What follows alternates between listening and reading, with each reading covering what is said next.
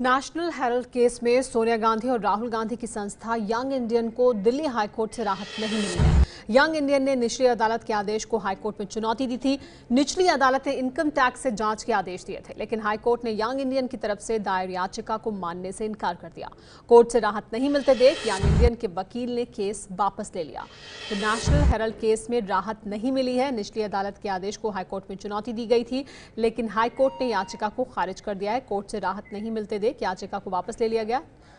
सोनिया गांधी और राहुल गांधी की संस्था यंग इंडियन को दिल्ली हाईकोर्ट से राहत नहीं मिली है। इस पर और ज्यादा जानकारी के लिए हमारे साथ जुड़ गए एबीपी न्यूज संवाददाता अंकित। इस पूरे मामले को एक बार फिर से समझाएं कि किस तरह से राहत नहीं मिली है, क्यों वापस ले लिया गया इस याचिका को हाईकोर्ट से और इसके क्या मायने।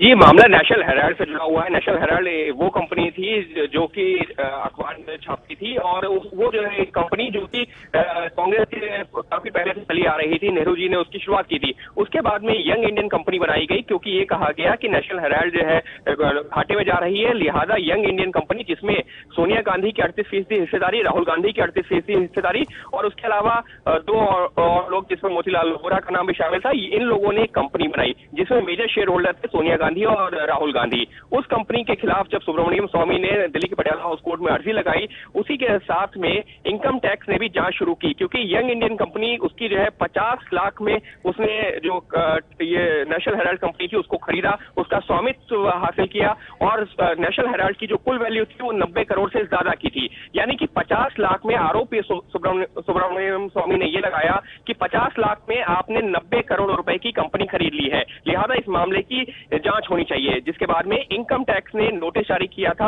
और उसी को चुनौती दी थी दिल्ली हाई कोर्ट में। जब दिल्ली हाई कोर्ट में चुनौती दी गई तो हाई कोर्ट ने भी जब मामले की सुनवाई हो रही थी ये कहा कि इस मामले में जिस तरीके के तथ्य हैं इनको राहत नहीं दी जा सकती। अब याचिकाकर्ता यानी कि सोनिया गांधी और राहुल गांधी समेत ये जो यंग इंडियन कंपनी है जिसमें वो डायरेक्टर्स है, उनको करना है कि क्या वो अपनी याचिका को जारी रखेंगे या फिर इस वक्त अभिषेक मनु सिंघवी बोल रहे हैं, कांग्रेस की प्रतिक्रिया आ रही है, इस पर सुन लेते हैं उनको। आज याचिका डाली थी, उस याचिका में हमारी सब दलीलें सुनकर माननीय उच्च न्यायालय ने ये बड़ा स्पष्ट आदेश दिया है कि हम सभी दलीलें, जितनी भी दलीलें हमारे अधिकार क्षेत्र में हैं, उनको हम आईटी डिपार्टमेंट के सामने पुनः उठा सकते हैं।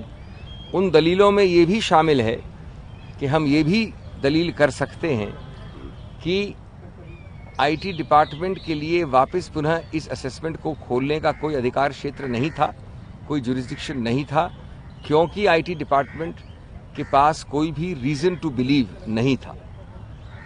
इन सभी मुद्दों पे, ग्राउंड्स पे, जो भी हमने ग्राउंड्स रिट में लिए थे आज याचिका में खंडपीठ के समक्ष, उन सबको हम असेसिंग ऑफिसर के सामने ले सकते हैं और उस सभी समावेश में ये अधिकार क्षेत्र भी खुला है कि रीजन टू बिलीव नहीं था। इस आधार पर इस आदेश के संदर्भ में हमने याचिका को विड्रॉ कर लिया है।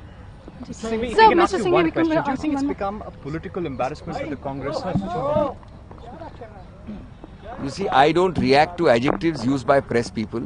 It's a free country. Adjectives can be used by all of you. I don't react. I don't accept any of the adjectives. I've given you a very comprehensive statement. Adjectives are all yours. Sir, I don't agree at all with your adjectives. Sir, if you could ask you a different question, Mr. Lalu Prasad Yadav has been accused of various. This family is also now coming under question about land deals that have been made. Misha Bharti, who's now a Rajya Sabha member, has also. ये है ABP news, आपको रखे आगे।